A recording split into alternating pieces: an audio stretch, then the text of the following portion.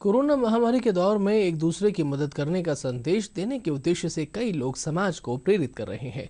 ये corona warriors Covid protocol का पालन करते हुए निस्वार्थ मरीजों की सेवा में जुटे हुए हैं और उनका सहारा बन रहे हैं। प्रस्तुत है एक रिपोर्ट।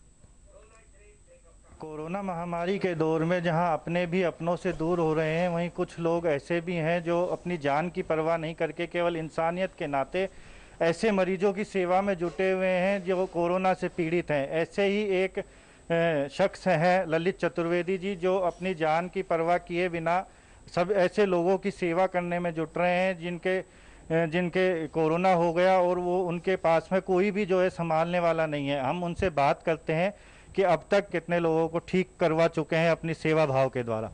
हाँ सर। मैं सर कम से कम 150 लोगों से सेवा भाव से जुड़ चुका हूँ, उनकी सेवा कर चुका हूँ और 25 पेशेंट ऐसे हैं जिनके डायरेक्टली टच में आकर के उनकी सेवा के लिए पहुँच चुका हूँ।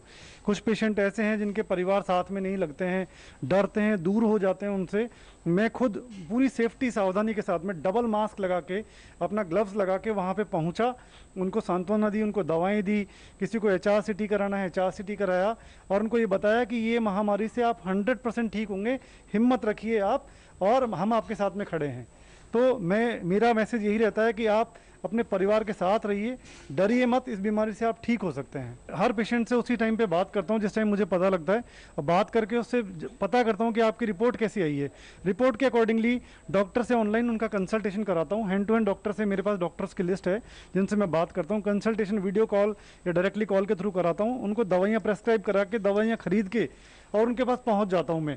इस कोरोना के दौरान मरीजों का आत्मविश्वास भी काफ़ी कम हो जाता है, तो उनका आत्मविश्वास बढ़ाने के लिए आप किस तरह के जो है उनको योग या प्राणायाम भी कुछ बताते हैं? बहुत अच्छा सवाल है। मैंने उसके लिए एक मैसेज बनाया हुआ है, पहले तो मैं उनको फॉरवर्ड करता हूं, जिसमें मैंने प्राणायाम के लिखा हुआ है कि क्या क्या आपको प्राणायाम करने चाहिए।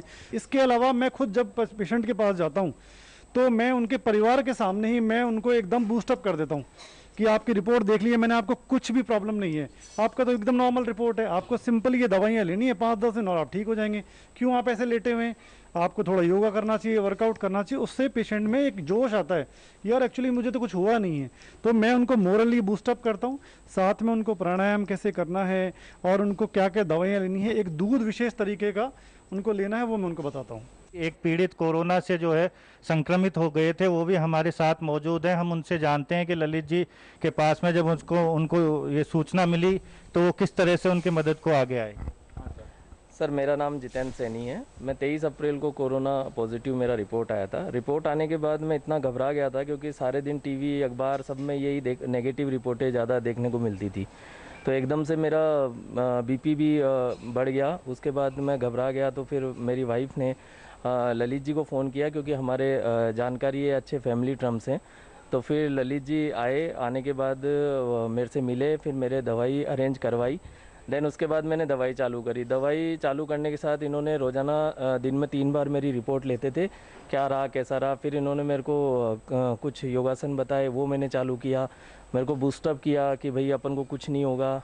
और मैं ये कहना चाहता हूँ, ये महामारी ऐसी नहीं है, अपनों से दूर मत होइए, अपनों का साथ दीजिए ताकि उनको मोटिवेशन मिले और उनको जीने की आस बने। तो ये थे जो है कोरोना से संक्रमित हुए लोग, जिनकी मदद जो है ललित से चतुर्वेदी जी ने की। ऐसे में हम लोगों का भी ये फर्ज बनता है कि कोरोना एक महामारी का रूप धारण कर चुकी है, लेकिन हमें अपनों की सहायता के लिए सदैव आगे आना होगा ताकि वो पूरी तरह से ठीक हो सकें और उनमें आत्मविश्वास बढ़ सके इस बीमारी से लड़ने के प्रति। जयपुर से मनीष कुमार शर्मा, DD न्यूज़।